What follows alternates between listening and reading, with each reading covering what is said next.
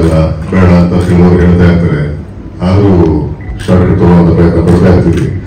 ಆ ಥರ ಒಂದು ಪ್ರಯತ್ನದಲ್ಲಿ ಇವತ್ತು ಒಂದು ಶಾರ್ಟ್ ಕಟ್ ತಗೊಂಡು ಅಲ್ಲಿ ರೋಡ್ ಬ್ಲಾಕ್ ಆಗಿ ಬರೋ ಥರ ಆಯಿತು. ನನ್ನ ನೆನಪುಗಳು ಕಾಯೋದಾಯಿತು. ಮೊದಲನೇದಾಗಿ ಕ್ಷಮೆ ಇರಲಿ. ಟೈಮಿಂಗ್ ಸ್ವಲ್ಪ ಮಿಸ್ಕಮ್ಯುನಿಕೇಶನ್ ಆಗಿತ್ತು. ಕಾಲದ ಮೋಸಗಾರ ಅದು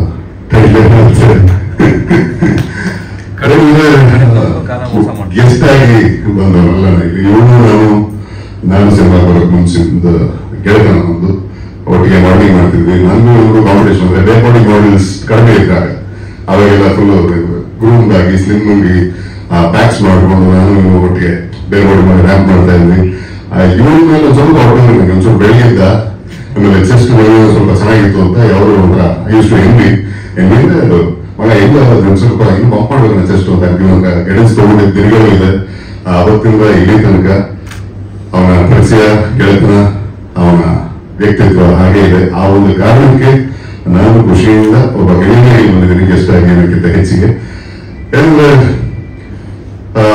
ಪ್ರತಿ ಸಲ ಪ್ರತಿಯೊಂದು ಪ್ರತಿಭೆ ಅದು ಆರ್ಟಿಸ್ಟ್ ಆಗಲಿ ಅಥವಾ ಟೆಕ್ನಿಷಿಯನ್ಸ್ ಆಗಲಿ ಯಾರೇ ಆಗಲಿ ಆ ಒಂದು ಉದ್ಯಮಕ್ಕೆ ಅಂತ ಬಂದಾಗ ಅವ್ರಿಗೆ ಹಿರಿಯರ ಪ್ರೋತ್ಸಾಹ ಹಿರಿಯರ ಬೆಂಬಲ ತುಂಬಾ ಮುಖ್ಯ ಆಗುತ್ತೆ. ನಮ್ಮ ಸಿನಿಮಾ ಕ್ಷೇತ್ರದಲ್ಲಂತೂ ನಿಲುವುಗಳು ಮಾಧ್ಯಮದವರ ಪಾತ್ರ ತುಂಬಾ ಮುಖ್ಯ. ಯಾಕಂದ್ರೆ ನೀವುಗಳು ನಮ್ಗೆ ಯಾವಾಗಲೂ ತಟ್ಟಿದ್ದಿಂದಾನೆ ಇಲ್ಲಿ ತನಕ ಬಂದು ಇವತ್ತು ಈ ಒಂದು ಕಾರ್ಯಕ್ರಮದಲ್ಲಿ ವೇದಿಕೆ ನಿಂತ್ಕೊಂಡು ಮಾತಾಡುವಂತ ಸ್ಥಿತಿಗೆ ನಾವು ಬಂದಿದ್ದೀವಿ. ನೀವು ನಿಮ್ಮ ಮಾರ್ಗದರ್ಶನ ಜನರ ಪ್ರೀತಿ ಎಲ್ಲರೂ ಬೆಳೆಸುತ್ತೆ. ಹಾಗೆ ಅದಕ್ಕೆ ನಿದರ್ಶನವಾಗಿ ನನ್ನ ಪ್ರೀತಿ ಅತಿ ಪ್ರೀತಿ ನಟ ಪ್ರಭಾಸ್ ಸರ್ ಬಂದಿದ್ದಾರೆ. ನಮಸ್ಕಾರ. Raman sir, thank you so much for your presence. ನಾವು ನಿಮಗೆ ಸಪೋರ್ಟ್ ಮಾಡಕ್ಕೆ ಬಂದಿದ್ದೀರಿ. ಜೊತೆಗೆ ಗೆಳೆಯರು ಹಿರಿಯ ಕಲಾವಿದರು ನಮ್ಮ ಗೆಳೆಯರು ವಿಜಯ ಚಂದ್ರ ಬಂದಿದ್ದಾರೆ. ಸೊ ಬಹಳ ವರ್ಷದ ಗೆಳೆಯರವರು ಕೂಡ ತುಂಬಾ ಖುಷಿ ಆಯಿತು. ತುಂಬಾ ದಿವಸ ಆದ್ಮೇಲೆ ಸಿಕ್ಕಿ ಈಗ ನೀವು ಸರ್ ನೀವು ಮಾತಾಡ್ತಾ ಹೇಳಿದ್ರಿ ವಿಮಾನ ಪತನ ಆಯಿತು, ಕಾಲದ ಮೋಸ್ಕರ ಕಾಲ ತುಂಬಾ ಕ್ರೂರಿ. ಹೌದು, ಸಹಜ. ಅಂದ್ರೆ ತುಂಬಾ ವಿಷಯಗಳು ಇತ್ತೀಚೆಗೆ ಪಿಕ್ನಿಕ್ ಹೋದವರು ನಾನು ಫೇಸ್ಬುಕ್ ಟ್ವಿಟರ್ ಬರ್ಕೊಂಡಿದ್ದೆ. ಪಿಕ್ನಿಕ್ ಹೋದವರು, ವೆಕೇಶನ್ ಹೋದವರು ಯಾರೋ ಟೆರರಿಸ್ಟ್ಗಳು ಶೂಟ್ ಮಾಡಿ ಸಾಯಿಸ್ಬಿಡ್ತಾರೆ. ಒಂದು 26 ಜನ ಸತ್ತು ಹೋಗ್ತಾರೆ. ಅವ್ರು ಗೊತ್ತಿರಲಿಲ್ಲ ಸಾಯ್ತೀನಿ, ಹೋಗ್ತಾ ಇರಲಿಲ್ಲ. ಯಾರೇ ವಿಮಾನ ಪತನ ಆಗಿದ್ದಾಗಲಿ ಹಾಸ್ಟೆಲ್ ಓದ್ತಿದ್ದಾಗ ವಿಮಾನ ಬಂದು ಮೇಲೆ ಇರ್ತೈತೆ ಅಂತ ಎಕ್ಸ್ಪೆಕ್ಟ್ ಮಾಡಿರಲ್ಲ. ನಮ್ಮ ಈ ಸಿನಿಮಾಗೆ ಬೆಸ್ಟ್ ವಿಶಸ್ ಕೊಡುವಂತ ಪುಸ್ತಕ ಅದು ಅಕಾಲಿಕ ಮರಣ ನಮ್ಮನ್ನ ತುಂಬಾ ಬೇಗ ಆಗಿದ್ರು. ಇದರ ಕಾಲ ಹಲವಾರು ಮಜಲಲ್ಲಿ ಹಲವಾರು ರೀತಿಯಲ್ಲಿ ನಮ್ಮನ್ನ ಬಾಧಿಸುತ್ತೆ, ನಮ್ಮನ್ನ ಶೋಷಿಸುತ್ತೆ. ಎಲ್ಲವೂ ಹೌದು. ಜೊತೆಗೆ ನಮ್ಮ ವೃದ್ಧಿಗೂ ಅದೇ ಕಾಲ ಬೇರೆ ಮಾಡುತ್ತೆ. ಆ ಒಂದು ಕಾಲದ ಚಕ್ರದಲ್ಲಿ ಈ ಒಂದು ಸಿನಿಮಾ ತಡವಾಗಿ ಸಿಲುಕಿ ತಡವಾಗಿ ಈಚೆ ಬರ್ತದೆ, ರಿಲೀಸ್ ಆಗ್ತದೆ. ಬಹಳ ವರ್ಷದ ಪ್ರಯತ್ನ ನನಗೆ ಹತ್ರದಿಂದ ನೋಡಿದೀನಿ, ಕೇಳಿದೀನಿ.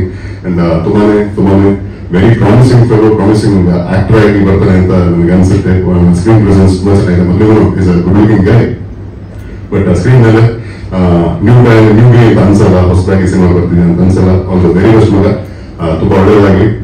ಕಾಲದ ಮೋಸಗಾರ ಟೈಟಲ್ ವೆರಿ ಸ್ಪೆಷಲ್. ಟೈಟಲ್ ಹೇಳೋದು, ಫಾಂಟಿಂದ ಹೇಳೋದು ಅಂಡ್ ಬಂದಿರ್ತಕ್ಕಂಥ ಎಲ್ಲ ಸ್ನಿಪೆಟ್ಸ್ ತುಂಬಾ ಪ್ರಾಮಿಸಿಂಗ್ ಆಗಿ ಅನ್ಸುತ್ತೆ. ನಿಮ್ಮ ಎಫರ್ಟ್ ಕಾಣುತ್ತೆ, ಒಳ್ಳೇದಾಗಲಿ. ಅಂಡ್ ನಾನು I personally want to tell you this, ಪ್ರಯತ್ನ ನಿರಂತರವಾಗಿರ್ಲಿ. ರಿಸಲ್ಟ್ ಬಗ್ಗೆ ಚಿಂತೆ ಬೇಡ. ಅಂಡ್ ಎಷ್ಟೇ ಕಷ್ಟಪಟ್ಟರು ಕಷ್ಟ ನಮ್ದು, ಪ್ರಯತ್ನ ಮಾತ್ರ ನಮ್ದು, ಫಲ ನಮ್ದಲ್ಲ. ಸೊ ಕಾಲಕ್ಕೆ ದೇವರಿಗೆ ಬಿಟ್ಕೊಳ್ಳೋದನ್ನ ನಿರಂತರವಾಗಿ ಇದೇ ರೀತಿ ಎಫರ್ಟ್ ಆಗ್ತಾ ಇರುವಾಗ ಒಳ್ಳೆಯದಾಗಲಿ. And director first time direct ಇಷ್ಟು ಜನ ಮಾತಾಡೋದು ನಾನು ನೋಡಿರಲಿಲ್ಲ. Good, very confident. ತುಂಬಾ ಖುಷಿ ಆಯ್ತು. ಈ ಮೂಲಕ ನಿಮ್ಮಗಳ ಜೊತೆ ಮತ್ತೆ ಭೇಟಿ ಆಗೋ ಅವಕಾಶ ಸಿಕ್ತು. Thanks for having me. ಒಳ್ಳೆಯದಾಗಿ. ಕಾಲದ ಮೋಸಗಾರ ತಂಡಕ್ಕೆ ಜೂನ್ 20ನೇ ತಾರೀಕು ತಾವು ಈ ಸಿನಿಮಾನ ತಲುಪಿಸೋದ್ರಲ್ಲಿ ಇವ್ರ ಜೊತೆ ಕೊಡಿ.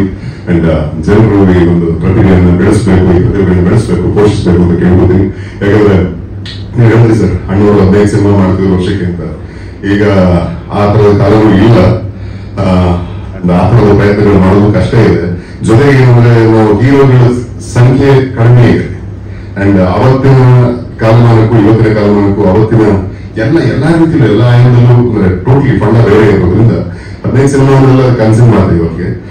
ಬಟ್ ಇರುವಂತಹ ಪ್ರತಿಭೆಗಳನ್ನ ಪ್ರೋತ್ಸಾಹಿಸಿದಾಗ ಎಲ್ಲೋ ಒಂದು ಸರ್ಟನ್ ಸೆಟ್ ಆಫ್ ಪೀಪಲ್ ಇಂದ ಮಾತ್ರ ಯಾವುದೋ ಒಂದು ಪ್ರಾಡಕ್ಟ್ ಡೆಲಿವರ್ ಆಗಬೇಕು ಅಂತ ಆಂಟಿಸಿಪೇಟ್ ಮಾಡಬೇಕು ಅಂದ್ರೆ ಅದು ಕಷ್ಟ ಅಥವಾ ಅದು ತಪ್ಪಾಗುತ್ತೆ, ಅವ್ರಿಗೂ ಹೊರೆ ಆಗುತ್ತೆ.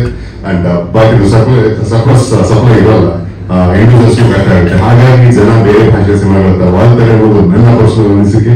ಸೊ ಪ್ರತಿಭೆಗಳನ್ನ ಪೋಷಿಸಿ ನಮ್ಮವ್ರನ್ನ ಸ್ವಲ್ಪ ಕನ್ನಡದವರೆಲ್ಲ ಒಂಚೂರು ಚೌಕಾಸಿ ಮಾಡ್ತಿದ್ವಿ ನಾವು ನನಗೆ ಅನ್ಸುತ್ತೆ. ಇದನ್ನ but this is my personal opinion. ನಮ್ಮವರು ಒಂಚೂರು ಕೊಂಡಾಡೋಣ, ಅವಾಗ ಸಹಜವಾಗಿ ಹೊಸ ಹೊಸ ಪ್ರತಿಭೆಗಳು ಬರ್ತಾರೆ, ಬಂದಂತಹ ಪ್ರತಿಭೆಗಳು ನಿಲ್ತಾರೆ, ನಿಂತವರು ಗೆಲ್ತಾರೆ, ಒಂದಷ್ಟು ಜನ ಎಂಗೇಜ್ಮೆಂಟ್ ಸಿಗುತ್ತೆ, ಆಕ್ಯುಪೆನ್ಸಿ ಸಿಗುತ್ತೆ, ಜನ ಕೆಲಸ ಸಿಗುತ್ತೆ. ಈ ಎಲ್ಲ ನಿಟ್ಟಿನಲ್ಲೂ ನಾವೆಲ್ಲರೂ ಸೇರಿ ಒಗ್ಗೂಡಿ ಪ್ರಯತ್ನಿಸಬೇಕಾಗಿದೆ. ಸೊ ಪ್ರಯತ್ನ ಮಾಡೋಣ ಅಂತ ಆಶಿಸ್ತಾ, ಜೈ ಹಿಂದ್, ಜೈ ಕರ್ನಾಟಕ.